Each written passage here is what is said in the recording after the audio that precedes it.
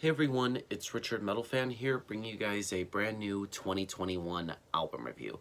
And today we're going to be talking about the new album from the band Exodus entitled Persona Non Grata, which is out now through Nuclear Blast Records. Now, I don't really need to talk about Exodus that much. I'm sure a lot of you have probably heard about them.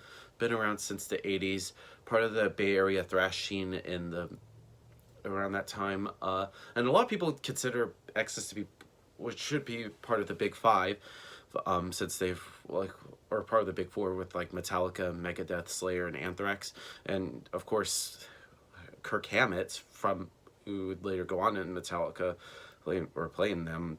Hammett was in Exodus for a short minute, and these guys have been around, have like so many different lineup changes. Like their only constant member is of course drummer Tom Hunting, and they've been putting out albums since their debut album Bonded by Blood in 1985, and they've put out other classic albums like Fabulous Disaster, Impact is Imminent, and Tempo of the Damned.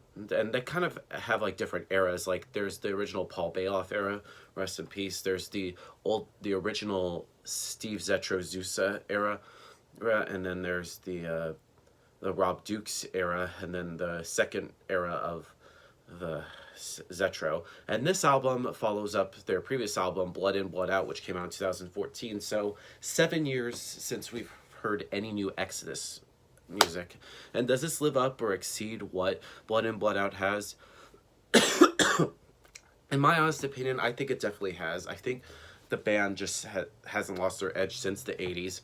One thing to know about is the vocals. I think Zetro just sounds even better ever since he came back to the band in 2014. He just sounded just back and better, and I think he's, in my opinion, probably the best vocalist that Exodus has. I know that's kind of debatable. Some people prefer the Paul Bailoff or even Rob Dukes, but I just think Zetro is the best since I've heard him first. The guitar work on this album is tight. Gary Holt, like, he's just a riff machine. Same thing with Elitist, the other guitarist. Both of them just come up with some great riffs and just lead playing. In fact, just the guitar playing on this album in general is fucking great. The bass on this album is pretty audible. You could hear Jack Gibson really stepped it up. And drumming wise, Tom Hunting, it is crazy because from what I heard after they did the drumming, I'm sure a lot of you probably know he was diagnosed with cancer, and it was really just shocking. And of course, he beat it obviously, and I'm thankful that he's still alive. And he just does a really great job on this album. So without further ado, let's dive into this album track by track. Now, starting things off is the title track of the album, Persona Non Grata. Now, this is the longest song on here. It clocks in at over 7 minutes in length, and it does a great job showcasing sort of like the band's sound, from the aggressive thrash tempos to crushing grooves and sort of like the slow, heavy parts that Exodus has mastered over their long career. And it's just a culmination all into one, and I think Persona Non Grata pretty much sums that up really well. Next up is REMF. Now, this is bound to be a thrash classic in time, and I just appreciate the pacing in here, and the insane solo from Gary. It's enough. It's pretty much short, but it's sweet and it's to the point. Next up is Slipping Into Madness. Now, the Slipping Into Madness starts off with a very nice groovy vibe, then the pace comes in, it just becomes thrash, and this one seems a little bit tamed if you like, but it's not that bad, and it's enjoyable contrast pretty much across the songs on this album. And there's a really cool section where the guitars and the bass sort of have like almost kind of like a call and response thing, and it just sounds great. And then there's the solo that comes in. It sounds like as if both Lee and Gary just start soloing here, doing like a phrasing, a little bit of harmonizing. Sorry, I can't even speak today. And the chanting of like slipping into madness, and the chorus is just powerful. It's just all just a damn good song. Next up is Elitist. Now, Elitist pretty much has like where Jack Gibson really shines on here. It has some of the best bass on this album, especially in the first verse, and a reasonable short solo here, but it just rocks. And this is among the album's shorter songs on here, which clocks in at a little under 4 minutes in length. Next up is Prescribing Horror. Now, this pretty much starts off very kind of dramatic and ominous, with sort of like the use of like the clean guitar and the church bells, and like Discarded Deformed can be heard as like the first line of them that you heard, and then it just really great opening line, and this is really quite slow and melodic compared to like the other songs, which is really, really nice, really.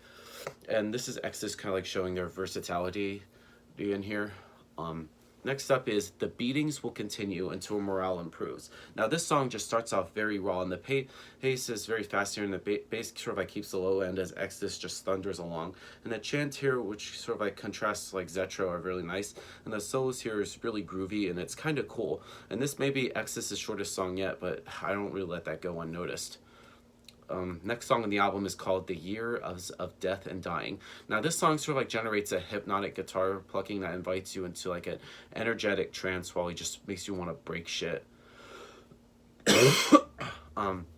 Next up is Clickbait. Now Clickbait, I believe, is like the first single released from Persona non Grata. Now this song has a really catchy chorus, and there's like clean vocals at below, sort of like the more coarse vocals, and it works really well. And the pacing here is ridiculous in true Exodus fashion, and there's a really kind of like technical solo here, and it's pretty much at decent length too, with the fair use of tapping which is incorporated here.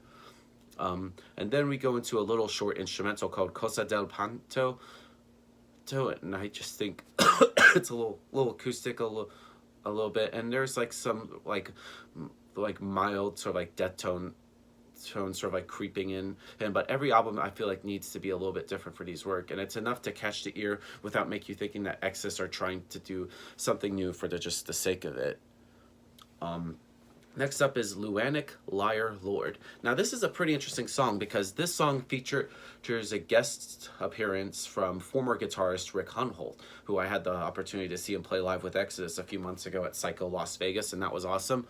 And it starts off with sort of like a swing type of beat thing before the heavy guitars and just the pounding drums come right in. And the swing feel is kept throughout the riffs, and though especially in the chorus, and I feel like it's more laid back, and there's a melodic track as it is just epic and is the longest song on here, and around 4 minutes, and it picks up delivering a mean transition riff before the solo kicks in, and then the best solo on the album in my opinion. And the way it just flows from phrase to phrase is just amazing, and the gap between solos also builds really just anticipation. Next up is The Fires of Division. Now it starts off by teasing us with sort of like short bursts of guitar before it exploding into like a very high energy riff and banger that this song is, and the solo comes in after the first chorus and is done really well, especially in the rhythm below. It sort of like switches in between the riffs already used, including the intro, and the vocals here are really sounding great too. Then we close things out with the final song on the album called Anti-Seed. Now Anti-Seed starts off very slow with the bass being quite prominent below a simple guitar riff, and the track takes a little bit to get going and could possibly be shorter, but it's not unlistenable by any means.